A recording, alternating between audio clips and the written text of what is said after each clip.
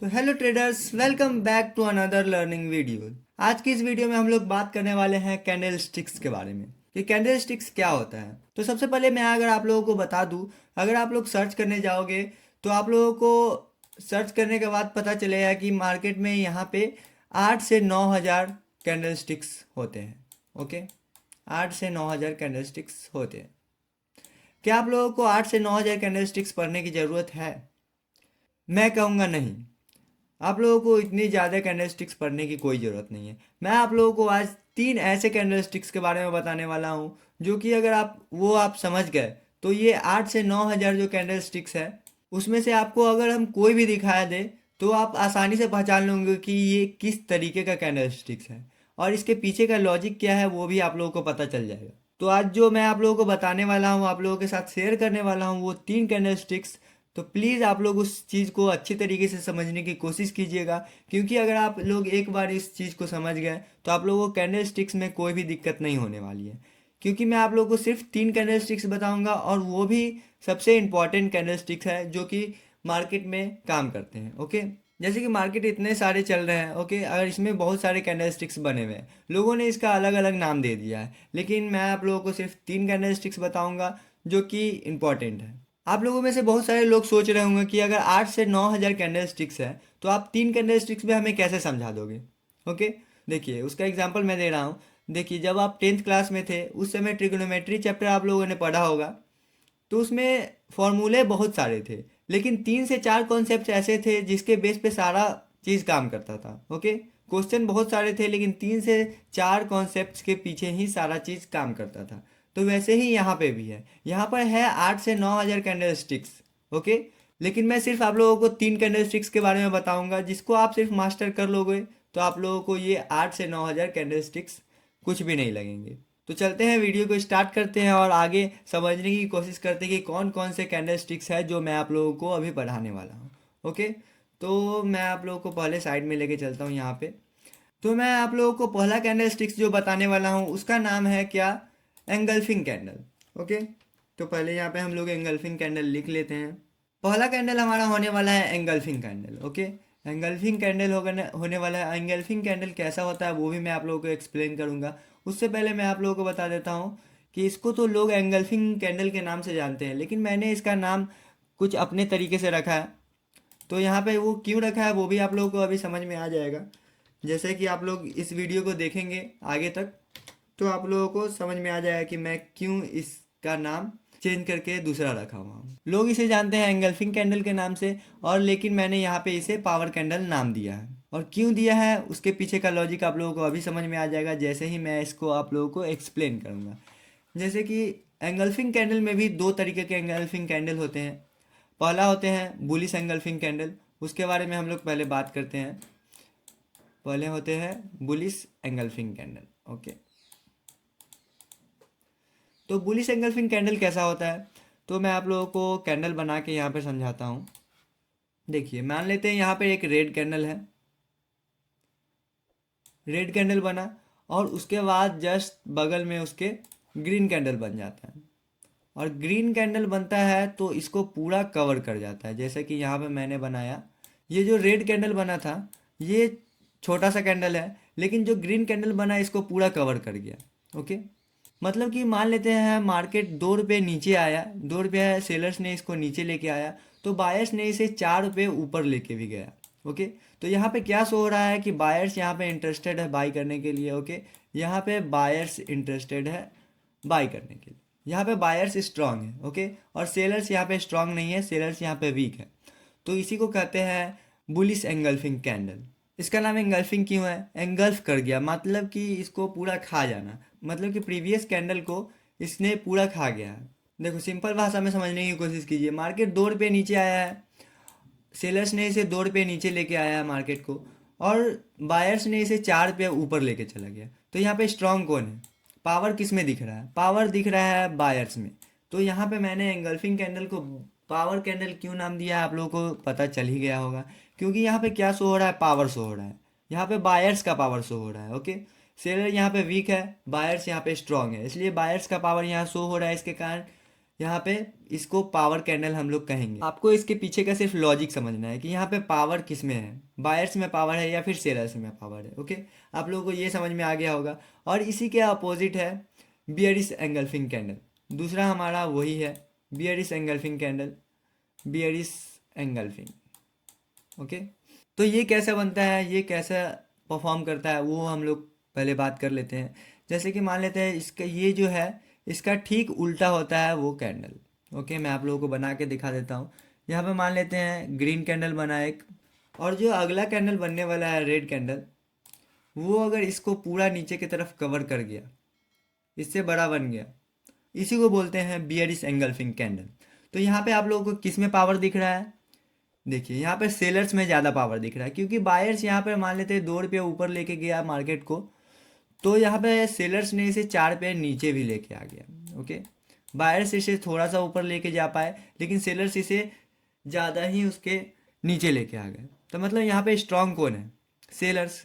इसलिए आप लोग इस दोनों के पीछे का लॉजिक समझिए कि इसको मैंने पावर कैंडल क्यों कहा है, क्योंकि दोनों में पावर दिख रहा है। क्योंकि यहाँ पे देखिए बायर्स का पावर दिख रहा है और यहाँ पे सेलर्स का पावर दिख रहा है। जिसका पावर दिखेगा उसको समझिए कि वो स्ट्रांग है। ओके, तो उम्मीद है कि आप लोगों को एंगल्फिंग कैंडल के बारे में अच्छे तरीके से समझ में आ गया होगा। अब चलते हैं अगले कैंडल की ओर, और हमारा अगला कैंडल स्टिक्स कौन सा होने वाला है। ओके, उससे पहले हम लोग इसको चार्ट पे देख लेंगे कि चार्ट पे ये कैंडल कहाँ पे कैसे बना हुआ है। ओके, यहाँ पे देखिए ये चार्ट है, और यहाँ पे हम लोग बुलिश एंगल्फिंग कैंडल खोजते हैं। ओके, यहाँ देखिए बुलिश एंगल्फिंग मुझे यहाँ दिख रहा है। ये देखिए यहाँ पे एक रेड कैंडल बना है, आप लोगों को दिख रहा होगा, यहाँ रेड कैंडल बना है, उसके जस्ट बगल में ग्रीन कैंडल बना है। तो यहाँ पे पावर किसका दिख रहा है, आप लोगों को दिख रहा होगा यहाँ पर सेलर्स इतना ही नीचे लेके जा पाए, लेकिन बायर्स ने इसे उसको भी पूरा कवर कर गया, तो इसके ऊपर तक क्लोज किया। मतलब यहाँ पे बायर्स का पावर ज़्यादा है, यहाँ पर बायर्स पावरफुल हैं। और अब हम लोग बात करते हैं बियरिश एंगल्फिंग के बारे में। तो यहाँ पे यहाँ दिख रहा है कि यहाँ पे ग्रीन कैंडल एक बना है। ओके, ये वाला ग्रीन कैंडल है, उसके बाद जस्ट बगल में एक रेड कैंडल बना है जो कि इसको पूरा कवर कर चुका है। ओके, इसको एंगल्फ कर दिया है। तो यही है बियरिश एंगल्फिंग कैंडल। आप लोगों को मैंने चार्ट में भी दिखा दिया है। देखिए जैसे यहाँ पे हुआ है कि सेलर्स यहाँ पे वीक है और बायर्स यहाँ पे स्ट्रांग है, बायर्स का पावर ज़्यादा है, लेकिन यहाँ पर ठीक इसका उल्टा हुआ है, यहाँ पे बायर्स कमज़ोर पड़ रहे हैं और सेलर्स इससे ज़्यादा पूरा पावर में है। तो यहाँ पे सेलर्स ज़्यादा पावरफुल हैं। ठीक है, आप लोग ये कैंडल स्टिक्स समझ गए हैं। अब हम लोग चलते हैं दूसरे कैंडल स्टिक्स के ऊपर। तो पहले इसको हम लोग रिमूव कर देते हैं, उसके बाद दूसरे कैंडल स्टिक की बात करते हैं हम लोग कि दूसरे कैंडल स्टिक्स हमारा कौन सा होने वाला है। ओके, तो दूसरा हमारा होने वाला है हैमर, जिसका नाम आप लोगों ने सुना होगा बहुत बार, और इसका भी हम लोगों ने एक नाम अपने तरीके से रखा है। इसका नाम मैंने दिया है प्राइस रिजेक्शन कैंडल। लोग इसे हैमर कैंडल के नाम से जानते हैं, लेकिन मैंने इसका नाम दिया है अपने तरीके से प्राइस रिजेक्शन कैंडल। ओके, मैं आप लोगों को इसको एक्सप्लेन करता हूँ कि ये कैसा परफॉर्म करता है, कैसे बनता है मार्केट में, उसके बाद आप लोगों को समझ में आ जाएगी। देखिए जैसे यहाँ पे एक बड़ा सा रिजेक्शन कैंडल होगा और यहाँ पे एक हैमर टाइप का बनेगा, इसे ही हैमर कैंडल कहते हैं, क्योंकि ये हैमर की तरह दिखता है इसलिए लोग इसे हैमर कैंडल कहते हैं। और इसी का एक उल्टा कैंडल होता है जो कि इन्वर्टेड हैमर उसको कहते हैं। ओके, ये इसका ठीक उल्टा होता है। ओके, दोनों को मैं आप लोगों को एक्सप्लेन करता हूँ कि इसको मैं प्राइस रिजेक्शन नाम क्यों दिया हूँ। देखिए ये जो प्राइस रिजेक्शन कैंडल है, इसको पावर कैंडल से भी ज़्यादा पावरफुल माना गया है। क्यों, मैं आप लोगों को उसका एग्जांपल देता हूँ। जैसे कि देखिए पावर कैंडल था, पूरा एक कैंडल ऐसा बनता था। ओके, लेकिन यहाँ पे ये कैंडल कैसा है, ये देखिए ऐसा ये बना हुआ है, ये कैंडल ऐसा है।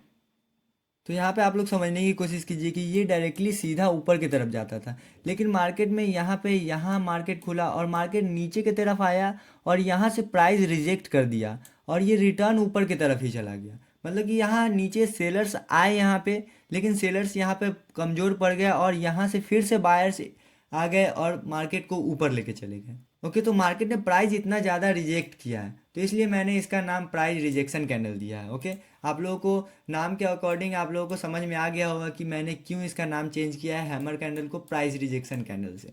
ओके, क्योंकि यहाँ पे प्राइस रिजेक्ट हो रहा है। आप लोग यहाँ पे इसके पीछे का लॉजिक सिर्फ समझिए, नाम याद ना भी रहे तो वो भी कोई दिक्कत नहीं है, लेकिन अगर आपको इसके पीछे का लॉजिक पता होगा तो आप लोग कहीं भी कैसे भी ट्रेड कर सकते हैं। ओके, और ऐसे ही इन्वर्टेड हैमर जो है ये भी इसके ठीक उल्टा है, मान लेते हैं यहाँ पे एक रेड कैंडल बना होगा कहीं। ओके, तो यहाँ पे मार्केट यहाँ से डायरेक्टली नीचे आया, लेकिन इसमें क्या हुआ, मार्केट नीचे तो नहीं, पहले मार्केट ऊपर तो गया, लेकिन फिर से सेलर्स इतने हावी हो गए बायर्स पे कि फिर से मार्केट को नीचे लेके आ गए। तो यहाँ पे शो हो रहा है कि सेलर्स और भी ज़्यादा यहाँ पे हावी है बायर्स पे। ओके, इसका मैं आप लोगों को एग्जांपल देता हूँ चार्ट पे। तो चलते हैं चार्ट पे और वहाँ पे समझने की कोशिश करते हैं। ओके, तो यहाँ पे हम लोग चार्ट पे आ गए हैं और यहाँ पे हम लोग प्राइस रिजेक्शन कैंडल को खोजते हैं। ओके, यहाँ पे प्राइस रिजेक्शन कैंडल कहाँ पे, देखिए यहाँ पे मुझे दिख रहा है एक प्राइस रिजेक्शन कैंडल।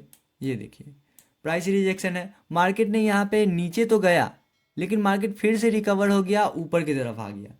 क्योंकि यहाँ पे सेलर्स आए तो सही, लेकिन मार्केट में बायर्स इतने थे कि सेलर्स वहाँ पे रह नहीं पाए। सेलर्स पे हावी हो गया बायर्स, जिसके कारण मार्केट रिटर्न ऊपर की तरफ चला गया और मार्केट यहाँ पे क्लोज किया, कैंडल ऊपर में क्लोज किया, जिसके कारण इसको कहा जाता है कि ये एंगल्फिंग कैंडल से भी ज़्यादा पावरफुल कैंडल माना जाता है। मैं आप लोगों को इसका इन्वर्टेड हैमर वाला कैंडल भी दिखा देता हूँ। यहाँ पे देखिए अभी जस्ट बना है ये देखिए मार्केट में यहाँ पे बायर्स तो आए, लेकिन यहाँ पे सेलर्स इतने हावी हो गए बायर्स पे कि इसको फिर रिटर्न नीचे लेके आ गए। ठीक है, तो यहाँ सेलर का प्रेशर ज़्यादा दिख रहा है, यहाँ पर सेलर पावरफुल है, यहाँ पे बायर वीक हो चुके हैं, क्योंकि बायर ने ऊपर लेके गया लेकिन मार्केट ऊपर ज़्यादा नहीं रह पाया, फिर से सेलर्स इसमें इतना आ गए कि मार्केट फिर से नीचे की तरफ आ गया। तो मार्केट में यहाँ पे कैंडल ये क्लोज किया है, तो यहाँ पे शो हो रहा है कि यहाँ से इतना ज़्यादा प्राइस रिजेक्ट किया है। ओके, मतलब इधर ज़्यादा सेलर बैठे हुए हैं, यहाँ पे बायर इंटरेस्टेड नहीं है बाई करने में, यहाँ पे सेलर है ज़्यादा, जिसके कारण मार्केट यहाँ से फिर से नीचे आ चुका है। ओके, और ये कैंडल परफॉर्म किया है। तो मैंने आप लोगों को दो कैंडल स्टिक्स के बारे में बताया, अब हम चलते हैं तीसरे कैंडल स्टिक्स के बारे में जानने के लिए। और तीसरे कैंडल स्टिक्स को समझने से पहले इसको पहले हम लोग रिमूव करेंगे। और तीसरा कैंडल स्टिक्स कौन सा है वो मैं आप लोगों को बता देता हूँ, उसका नाम है डोजी। इसको भी आप लोग सुने होंगे, इसका भी मैंने एक अलग नाम दिया है अपना, जिसका नाम मैंने दिया है कन्फ्यूज़न कैंडल। मैंने इसका नाम दिया है कन्फ्यूजन कैंडल। लोग इसे डोजी कैंडल के नाम से जानते हैं, लेकिन मैंने इसे कन्फ्यूजन कैंडल नाम दिया है। क्यों, वो भी आप लोगों को इसका भी लॉजिक समझ में आ जाएगा। देखिए ये कैसा परफॉर्म करता है, कैसे मार्केट में बनता है। देखिए मार्केट में ऊपर भी वीक रहता है और नीचे भी वीक रहता है और बीच में कैंडल रहता है। ओके, मतलब मार्केट ऊपर से भी प्राइस रिजेक्ट कर रहा है और नीचे से भी प्राइस रिजेक्ट कर रहा है, मतलब दोनों तरफ से मार्केट में प्राइस रिजेक्शन हो रहा है, जिसके कारण मार्केट यहाँ पे कंफ्यूज है। इसलिए मार्केट ना ही ऊपर जा रहा है ना ही नीचे जा रहा है, मार्केट बीच में ही रुका हुआ है। तो इसलिए मैंने इस कैंडल का नाम दिया है कन्फ्यूज़न कैंडल। ओके, लोग इसे डोजी के नाम से जानते हैं, लेकिन मैंने इसे कन्फ्यूजन कैंडल नाम दिया है, क्योंकि इसके पीछे का लॉजिक के अकॉर्डिंग ये बहुत तरीके का बनता है। यहाँ पे ऐसा भी बन सकता है, डायरेक्टली यहाँ से ऐसा बन सकता है। अगर मान लेते हैं यहाँ पे ऐसा कैंडल बनता है, तो लोग कहते हैं इसे कि ये बटरफ्लाई डोजी है। अरे इसका नाम चेंज करने से क्या हो जाएगा भाई, इसके पीछे का लॉजिक तो समझाओ। देखो यहाँ पे क्या हो रहा है, आप लोगों को मैंने बताया जैसा, उसके अकॉर्डिंग आपको क्या लग रहा है। अगर यहाँ पे थोड़ा सा ऊपर निकल गया है तो लोग इसको बोल देते हैं बटरफ्लाई डोजी है, लेकिन आप लोग लॉजिक इसके पीछे का समझिए कि मार्केट ने यहाँ से यहाँ तक का प्राइस रिजेक्ट किया है, तो मतलब कि ऊपर से थोड़ा सा रिजेक्ट किया है, नीचे से ज़्यादा किया है, मतलब ये रिजेक्शन कैंडल है, बोले तो हैमर कैंडल है। अगर ये थोड़ा सा ऊपर में है तो वो उतना मायने नहीं रखता है। ओके, यहाँ पे जो ये मेन रिजेक्शन जो दिखा रहा है, ज़्यादा जिधर से दिखा रहा है, मतलब यहाँ पे बायर्स एक्टिव है, सेलर्स यहाँ पे कमज़ोर है। यहाँ से सेलर्स तो आए, लेकिन सेलर्स को पूरा ऊपर की तरफ लेके चले गए। अगर हल्का सा ऊपर भी निकल जाता है तो लोग इसका नाम ही चेंज कर देते हैं। तो आप लोगों को इसके पीछे का लॉजिक समझना है। मान लेते हैं मार्केट में एक ऐसा कैंडल बना। ओके, इसका कलर मैटर नहीं करता है, तो ये किस तरीके का कैंडल है सो बताइए आप लोग। ये थोड़ा वीक कैंडल है, इसका बॉडी बड़ा तो है कैंडल से, इसका वीक से तो बड़ा है इसका कैंडल, ये तो मानना पड़ेगा। लेकिन ये क्या, ये पूरा स्ट्रांग है? स्ट्रांग कैंडल तो मैंने आप लोगों को बताया कि ये होता है पावरफुल कैंडल। इसमें अगर थोड़ा बहुत वीक निकल जाए तो वो भी पावरफुल ही होगा। ओके, थोड़ा बहुत से कोई उतना खास फर्क पड़ता नहीं है, लेकिन इसके ही कारण लोग अलग अलग इसका नाम दे देते हैं। लेकिन अगर इसके बारे में पूछा जाए तो क्या आप लोग बताएंगे कि ये पावरफुल कैंडल है या फिर नहीं? और जब मार्केट में यहाँ पे वीक बनाने के बाद छोटा सा बॉडी बनता है तो इसे कन्फ्यूजन कैंडल आप लोग कहेंगे। और जिस तरफ ज़्यादा रिजेक्शन होगा उसके अकॉर्डिंग आप लोग इसको देख सकते हैं। अगर मान लेते हैं ऊपर की तरफ से ज़्यादा रिजेक्शन है यहाँ और नीचे की तरफ से इतना ही रहता, तो हम लोग इसे इन्वर्टेड हैमर कह सकते हैं। मान लेते हैं ऊपर से रिजेक्शन दिया, मतलब कि मार्केट में यहाँ पर सेलर्स पूरा हावी है बायर्स पे। ओके, इसके पीछे का आप लोग लॉजिक सिर्फ समझिए, बाकी नाम पे मत जाइएगा, नाम से आप लोग कंफ्यूज मत होइएगा। तो मैंने आप लोगों को आज 3 कैंडल स्टिक्स बताए हैं। डोजी के बारे में भी मैं आप लोगों को बता देता हूँ चार्ट पे। ओके, कहाँ पे बना है वो पहले देख लेते हैं। तो यहाँ पे डोजी बना हुआ है, यहाँ है। इसको कन्फ्यूजन कैंडल मेरे भाषा में कहते हैं। तो यहाँ देखिए, ये जब भी बनता है ना, ये कन्फ्यूजन कैंडल अगर बनता है तो एक बात ध्यान रखिए, कन्फ्यूजन कैंडल जब भी बनता है तो इसके साथ एक आपको कन्फर्मेशन कैंडल की ज़रूरत होती है। क्योंकि लाइफ में भी अगर आप लोगों ने देखा होगा कि अगर कोई कंफ्यूज है अपने लाइफ में, तो उसको सिर्फ एक डायरेक्शन चाहिए कि हम मुझे क्या करना है। उसको एक डायरेक्शन मिल जाएगा, बस वो कंफर्म हो जाएगा कि मुझे यही डायरेक्शन में जाना है। ओके, तो अगर मान लेते हैं आप लोगों को कन्फ्यूजन कैंडल मिलता है, ओके, तो आप लोगों को इसके बाद एक कंफर्मेशन कैंडल का वेट करना है कि मार्केट आखिर करना क्या चाह रहा है। ना ही ऊपर जा रहा है ना ही नीचे जा रहा है, तो ये जाएगा कहाँ, ये डिसाइड करेगा कौन, इसके बाद वाला कैंडल। इसके बाद वाला कैंडल मान लेते हैं अगर ये यहाँ पे ऊपर से ग्रीन कैंडल बनता है तो समझ जाएंगे कि ये एक बुलिश कैंडल है, क्योंकि यहाँ पे बायर्स एक्टिव हो गए हैं। यहाँ पे दोनों कंफ्यूज थे, अभी ना ही बायर्स एक्टिव थे ना ही सेलर्स एक्टिव थे, दोनों थे, लेकिन यहाँ पे बीच में कंफ्यूज था। लेकिन अगला कैंडल जैसे ही बना हम लोग कंफर्म होंगे कि यहाँ पे बायर्स एक्टिव है। अगर मान लेते हैं ऐसे यहाँ पे कंफ्यूजन कैंडल बनाने के बाद यहाँ पे एक रेड कैंडल बना था डाउन साइड की तरफ, तो हम लोग यहाँ पे समझते रहे यहाँ पे कंफ्यूज है, और दूसरा कैंडल जैसे ही कंफर्म किया कि मार्केट में सेलर्स आ गए हैं तो हम समझ जाते कि यहाँ पर सेलर्स एक्टिव हो चुके हैं।